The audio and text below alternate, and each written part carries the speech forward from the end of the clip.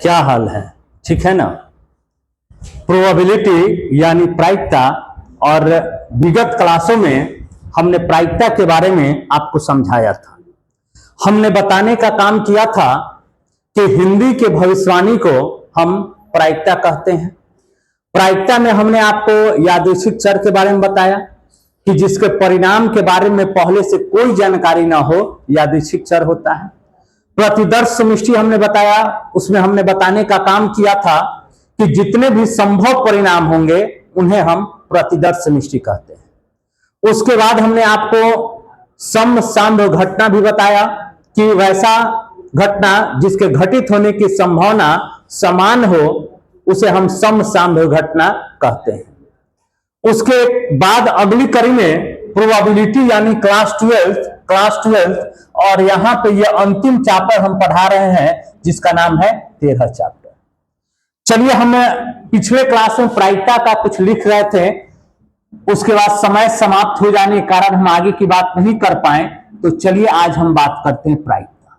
देखो, तुम्हें पता है कि अगर हम प्रायिकता को कहें तो अगर हम इसे प्रायिकता को प्रोबेबिलिटी ऑफ पी से डिनोट करते हैं, ठीक। और आप पहले की क्लास में पढ़े होंगे कि number of event by number of sample space, यही प्रायिकता का क्या होता है? फॉर्मूला होता है। यानी प्रायिकता इक्वल टू घटित घटना की संख्या बट्टा में संभव परिणाम।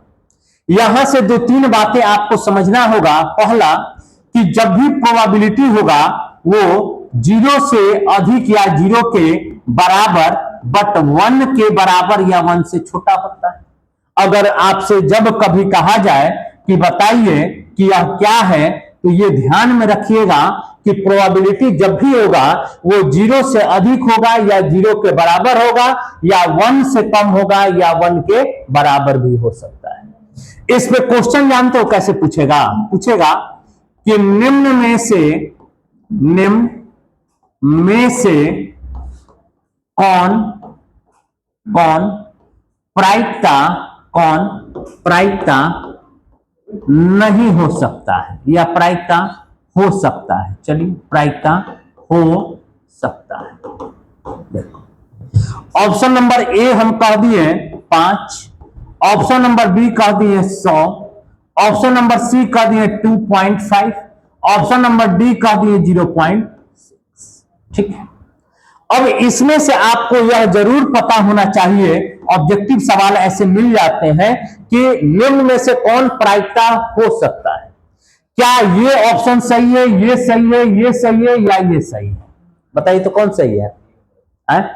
डी। क्यों? क्योंकि सर प्रोबेबिलिटी अभी आपने बताया कि 0 के बराबर या 0 से अधिक और 1 के बराबर या 1 से कम, तो निश्चित तौर पे आपका डी जो है सही है। 5 सर 1 से अधिक होता है, 100 तो होगा नहीं, अधिक होता है, और ये भी 1 से अधिक होता है, तो आपका ऑप्शन क्या होगा? 0.6। यानी हमेशा ध्यान में रखिएगा, प्रोबेबिलिटी जब भी होगा तो इन्हीं के बीच का कोई एक डिजिट होना चाहिए, 0 से अधिक और 1 के बीच का। अब जब यहां तक हम समझ गए तो चलिए अगली कड़ी में सम्मिलन के बारे में समझते हैं। सम्मिलन क्या होता है और इसके बारे में हम आपको समझाने का प्रयास करते हैं। सम्मिलन को हम इंग्लिश में यूनियन के नाम से जानते हैं। यूनियन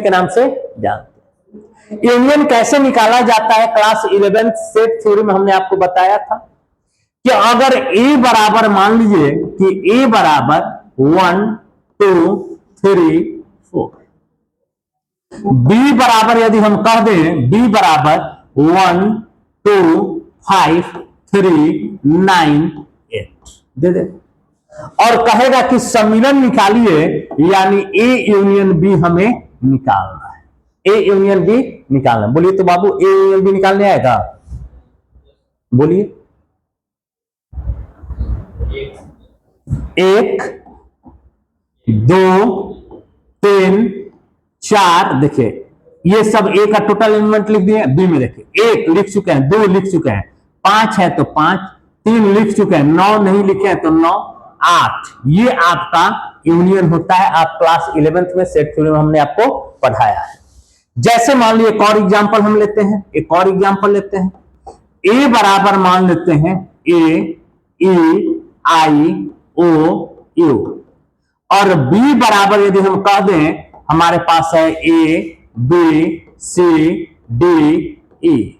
और यदि हम कह दें कि ए यूनियन बी क्या होगा, तो मिलाइए, ए ई आई ओ यू। ठीक है, ए लिख चुके हैं, बी तो बी हो जाएगा, सी हो जाएगा, डी हो जाएगा, ई लिख चुके हैं तो नहीं। यानी यूनियन का मतलब यह जरूर समझिएगा कि दोनों को मिला के लिखना है, लेकिन रिपीट कोई ना हो। ये ध्यान में रहेगा, दोनों को मिला के लिखिए लेकिन रिपीट नहीं होना चाहिए। ठीक है, अब ध्यान दीजिए, जैसे अगर हम बात कहें, देखो ए यूनियन बी का मतलब ये समझना ना, क्या क्या समझना है, ठीक ना। ए यूनियन बी का मतलब क्या समझिएगा कि सर वोट देना है। क्या देना है? वोट देना है। चुनाव का मौसम चल रहा है, वोट देना है, ये ध्यान में रखिएगा। ठीक है, जैसे मान लीजिए, जैसे मान लो, सुनो, जैसे मान लो हमने कहा कि ए बराबर 1579, ठीक, बी बराबर 24579 और ए यूनियन बी निकालना है बाबू। तो ए यूनियन बी का मतलब समझना, वोट दिलवाना है। देखो, पहले 1 वोट दे दिया, उसके बाद 5 वोट दिया, 7 वोट दिया, 9 वोट दे दिया। अब आते हैं इसके पास, 2 वोट दिया है, नहीं तो वोट दिलवा दीजिए। 4 वोट नहीं दिया, दिलवा देंगे। 5 पहले से वोट दे चुका, अब नहीं दिलवा पाएंगे। 7 दे दिया, 9 दे दिया, तो बस इतना ही। बस ये ध्यान में रखना कि ए यूनियन बी जो है वोट देना है, दिलवाना है। और ये जरूर ध्यान में रखिए कि कोई भी इंसान 2 गो वोट मत डाल दे, अन्यथा 2 गो वोट डाल देगा तो भोकस हो जाएगा, पूरा कहानी खत्म हो जाएगा। ध्यान में रहेगा ना, कोई भी इंसान दोबारा वोट नहीं दे दे, इसमें ध्यान में रखिएगा कि कोई भी इंसान 2 बार वोट मत दे दे।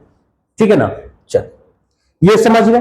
और जब यहां पे आइएगा ना, तो इसको देखो, इसको बात समझिए। यही सवाल देकर और आपसे कहेगा ना कि ए या बी ज्ञात करें, इसको ए और बी भी बोला जाता है, ए और बी भी ज्ञात करें। तो ये जरूर ध्यान में रखिएगा, या का मतलब होता है यूनियन। या का मतलब क्या होता है? यूनियन। और जो ए या यूनियन, ए या बी निकाले या ए यूनियन बी निकाले, बात वही होगा 1 5 7 9 2 4 और बस। बात समझ आया? यानी या का देखो, या और में अंतर होता है, ये बात समझो पहले बात। या क्या होता है और क्या होता है, दोनों में अंतर होता है कि नहीं होता है? बोलो, होता है कि नहीं होता है? जैसे मान लो अगर हम कहते हैं कि 2 बालक है, राम या मोहन, यहां आइए, तो इसका मतलब क्या हुआ? राम भी आ जाए तब वो ठीक है, मोहन भी आ जाए तब वो ठीक है, नहीं तो दोनों भी आ जाए तब वो ठीक है। ये ना हुआ जी, राम या मोहन यहां आइए, तो राम भी आ जाए तब वो ठीक है, और मोहन भी आ जाए फिर भी ठीक है, और दोनों आ जाए तब भी ठीक है। और का मतलब क्या है? राम और मोहन यहां आइए, तो इसका मतलब क्या होगा? राम और मोहन दोनों को आना कंपलसरी है। दोनों का अर्थ समझ है, या और का मतलब दोनों का आना कंपलसरी है, यानी और दोनों में से कोई एक को आना, तो ये क्या होगा? या। ठीक है, तो अगर आपसे कोई कह दे कि ए यूनियन बी, तो अगर आप प्रोबेबिलिटी पढ़ते हैं तो ये जरूर ध्यान में रखिएगा, इसका अर्थ होता है या ए या बी। बोलो, कोई दिक्कत है? कोई दिक्कत? ठीक, चलो अगली कड़ी में चलेंगे। तो इसी का एक और भाग पढ़ना है, जिसका नाम क्या है? सर्वनिष्ठ। क्या नाम है बाबू?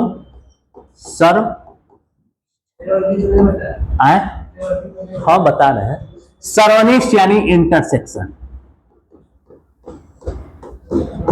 इंटरसेक्शन देखो, इंटरसेक्शन क्या है? क्लास 11 का ही भाग है। ए बराबर अगर हम कह दें, ए बराबर 1 2 3 4, और बी बराबर यदि हम कह दें कि 3 4 5 6, ठीक, 3 4 5 6, और ए इंटरसेक्शन बी को कैसे सूचित किया जाता है? तो उल्टा यू लिखा जाता है इंटरसेक्शन के लिए। अब इंटरसेक्शन का काम क्या है? तो दोनों में कॉमन, दोनों में कॉमन। तो दोनों में कॉमन क्या है बताओ? 3 और 4। बात समझ में आया? 3 और 4। ए यूनियन बी का मतलब था वोट दिलवाना था, और यहां पे ए इंटरसेक्शन बी का मतलब समझना, दो वोटर लिस्ट में नाम, दो वोटर लिस्ट में नाम, यानी वैसा नाम जिसका दो जगह वोटर लिस्ट में नाम होगा उसी को लिखना है। वोटर लिस्ट 1 हो गया, वोटर लिस्ट 2 हो गया। अब खोजिए दोनों वोटर लिस्ट में किसका किसका नाम है, तो 3 और 4 दोनों जगह है, 3 4 को लिख दिए, बस यही होता है। यूनियन का मतलब होता है वोट दिलवा दीजिए, एक के बार वोट दिलवाना है। और इंटरसेक्शन का मतलब क्या हुआ, दो वोटर लिस्ट में जिनका नाम है उनको चयन कीजिए, ठीक है ना, जैसे समझो। एक और एग्जांपल ले लेते हैं, ए बराबर मान लो AEIOU और बी बराबर मान लीजिए ABCDEI। हमसे पूछेगा ए इंटरसेक्शन बी बताइए क्या होगा, तो ये बात आपको पता होना चाहिए। ए इंटरसेक्शन बी का मतलब दोनों में कॉमन क्या है, ए उसके बाद आया समझ में, एकदम ध्यान में रखिएगा। यूनियन इंटरसेक्शन बहुत ही कंपल्सरी है बाबू, अगर समझ में नहीं आ रहा तो फिर प्रोबेबिलिटी पढ़ने से कोई फायदा नहीं है। बोलिए, यूनियन समझ में आ गया, दो वोटर लिस्ट दिया रहेगा, दोनों में से आपको चयन करके वोट करवाना है और कोई भी इंसान 2 बार वोट ना दे दे, इस बात का भी ध्यान रखना है। और इंटरसेक्शन का मतलब दो वोटर लिस्ट में जिनका नाम है बस उन्हीं का चयन करना है। क्लियर है? चलिए अब यहां पे अगर हम बात करते हैं देखो, A इक्वल टू 15792, B बराबर यदि हम कह दें कि 5198 -1।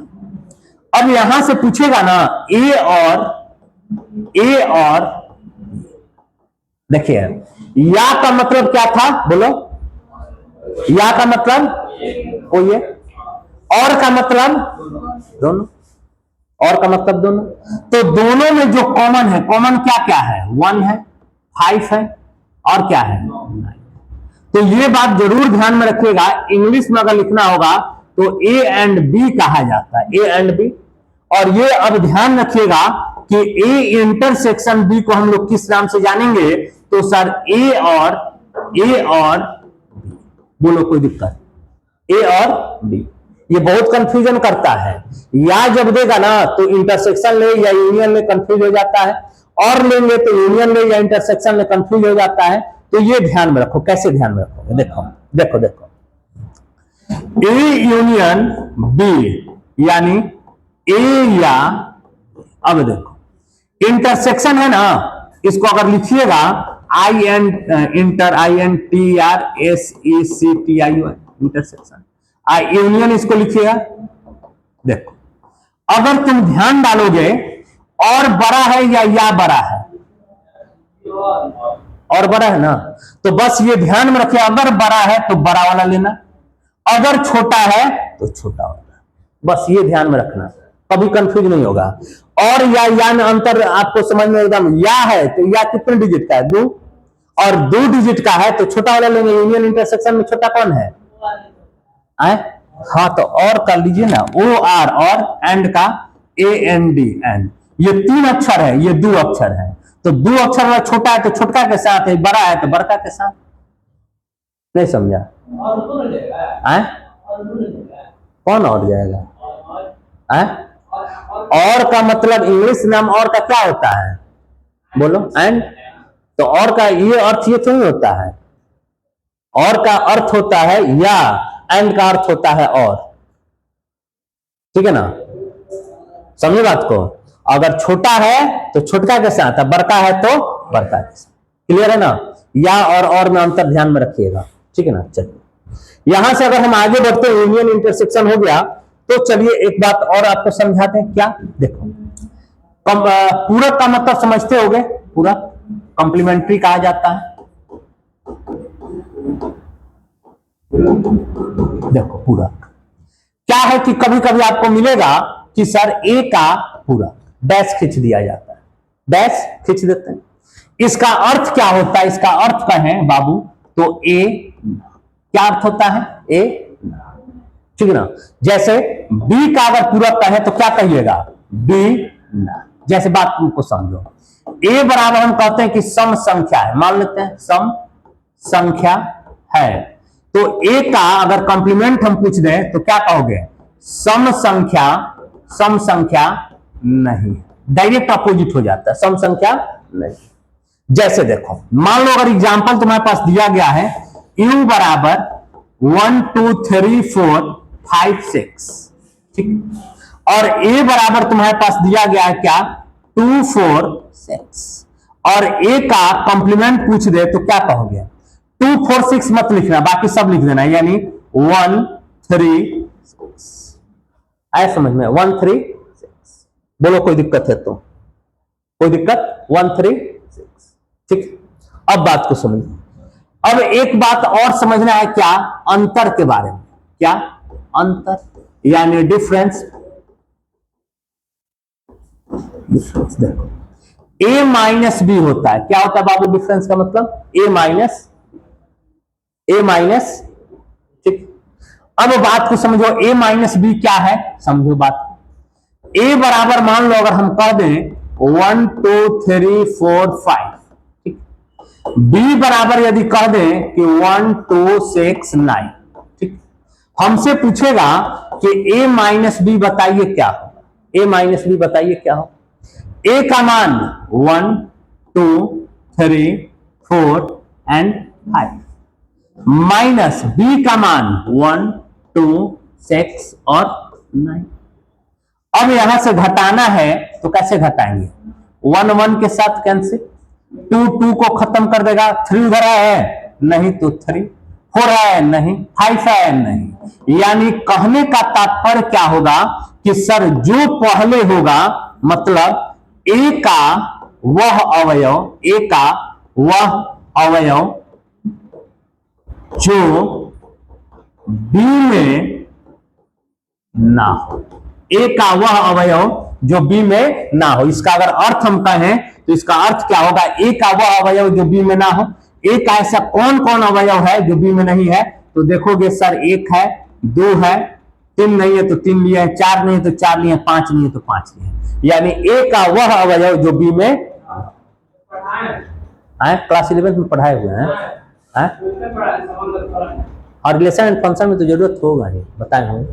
क्लियर है? चलो, अब यहां से हम आगे बढ़ेंगे। यहां से तो नोट में कुछ बातें हैं, ये सब इसलिए याद दिलवा दी है ताकि आप जब प्रोबेबिलिटी को पढ़ाएं तो उस समय आपको यह नहीं कहने का मौका मिले कि सर ये तो हम जानते नहीं, यूनियन क्या है, इंटरसेक्शन क्या है, सर ए माइनस बी कैसे निकलता है, पूरक क्या होता है। इसलिए तमाम पहलू पर हमने आपको चर्चा कर दिया है। ये सब बातें आप जानिएगा तो सप्रतिबंध प्रायिकता जो है आराम से आप समाप्त कर लिया। देखो, पहला इसका नोट में क्या कि अगर तुम्हारे पास ए यूनियन बी का डैश अगर है ना, तो ए डैश इंटरसेक्शन बी डैश, ध्यान में रखना। दूसरा अगर हम तुमसे कहें तो ए इंटरसेक्शन बी का होल डैश है तो ए डैश यूनियन बी डैश। तीसरा यदि हम कहें कि सर ए डैश का डैश अगर कहें तो क्या होता है? ए होता है। चौथा अगर ए डैश हम कहें केवल तो ध्यान में रखना यू माइनस ए होता है, ठीक है। अगर पांचवा हम आपसे कहें कि ए या बी, अभी बताएं क्या कहोगे? बोलो ए यूनियन बी। अगर मान लो हम कहते हैं ए और बी, तो इसका मतलब क्या होगा? A intersection. अगर मान लो हम तुमसे ये कहते हैं ए माइनस बी, तो ए माइनस बी का मतलब ए का अवयव जो बी में बोलो ना, ए का वह अवयव जो बी में ना, ठीक। उसके बाद 8 नंबर में अगर हम आपसे कह दें कि A union A dash, sorry A union, चलो ए यूनियन ए डैश क्या होगा बताओ? यू हो जाता है, ठीक है ना। अगर तुमसे हम कह दें ए इंटरसेक्शन ए डैश तो क्या होगा? 5। क्या हो जाता है बाबू? 5 का मतलब समझते हैं ना? कुछ नहीं। अगर हम आपसे ये पूछ दें A dash intersection A dash equal to 5, अगर हम आपसे ये कह दें कि 5 डैश का मतलब क्या होता है तो कह देना यू। अगर हम तुमसे ये कह दें कि यू डैश का मतलब क्या होता है तो कह देना 5। और क्या हो सकता है? अगर ए यूनियन, ठीक ना, बी डैश, इसका मतलब क्या होगा? बताओ। ए यूनियन बी डैश का मतलब ए यूनियन बी नहीं, ठीक है ना। तो यहां नंबर अगर मान लीजिए ए इंटरसेक्शन बी डैश है तो ए इंटरसेक्शन बी, कोई दिक्कत है तो बोलिए। क्या क्या बी नहीं, हाँ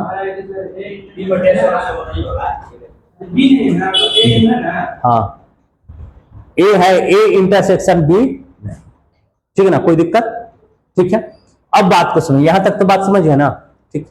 अब यहां से जब हम आगे बढ़ेंगे बाबू, तब हमें पढ़ना है क्या, कंडीशनल प्रोबेबिलिटी यानी सप्रतिबंध प्रायिकता, सप्रतिबंध प्रायिकता। अब ये आपका 12th है, सप्रतिबंध प्रायिकता यानी कंडीशनल प्रोबेबिलिटी, कंडीशनल प्रोबेबिलिटी। बताइए सप्रतिबंध प्रायिकता का अर्थ क्या होगा, बोलिए, तो जानते हैं। सप्रतिबंध प्रायिकता, ये ध्यान में रखिएगा, ये ध्यान में, क्लास 12 का ये टॉपिक है और इसको हम P E बाई F के द्वारा डिनोट करते हैं, E बाई F के द्वारा डिनोट करते हैं। सप्रतिबंध प्रायिकता क्या है, पहले ध्यान दे देना कि इस तरह का प्रोबेबिलिटी का सवाल मिलेगा कि एक घटना घटित हो जाएगा और दूसरे के बारे में आपसे पूछता है। मतलब क्या, जैसे एक पासे को फेंकने पर सम संख्या प्राप्त होता है, एक पासे को फेंकने पर सम संख्या प्राप्त होता है, तो विषम संख्या आने की प्रायिकता ज्ञात करें। अब यहां पे सवाल को समझ लो, अभी तक हम लोग यही समझते थे कि एक पासे को अगर फेंकते हैं तो इस बराबर हमारे पास आता है 1 2 3 4 5 और 6, ये ना आता है। और यहां से हमसे कहा जा रहा है कि अब सवाल का ट्विस्ट बदल जाता है, एक पासे को फेंकने पर इवन नंबर आता है यानी सम संख्या आता है, तो विषम संख्या प्राप्त होने की प्रायिकता ज्ञात करें, यानी एक घटना घटित हो चुका रहेगा और दूसरे की प्रोबेबिलिटी आपसे पूछी जाएगी। E बाई एफ का मतलब कि E घटना की प्रोबेबिलिटी आपसे पूछी जा रही है और F घटना जो है वो घटित हो चुका है। इसका फॉर्मूला भी होता है कि E intersection F by PF, लेकिन फॉर्मूला रखने से कोई फायदा नहीं होगा, समझना पड़ेगा कि एक घटना घटित हो चुका है तो दूसरे की प्रोबेबिलिटी हम कैसे निकालते हैं, उसी को हम सप्रतिबंध प्रायिकता कहते हैं, PE बाई F। कल के क्लास में आपका क्लास 12 सप्रतिबंध प्रायिकता बेहतर तरीका से लेकर समझाने का प्रयास करेंगे। आज क्लास 10 क्लास 11 से जितना रिलेटेड मेन पहलू था प्रोबेबिलिटी का, ये सब जितने हैं ये सब मेन मकसद समझाने का, तो ये हमने आपको बता दिया और कल इसके बाद की बात हम करेंगे, ठीक है ना। चलिए धन्यवाद।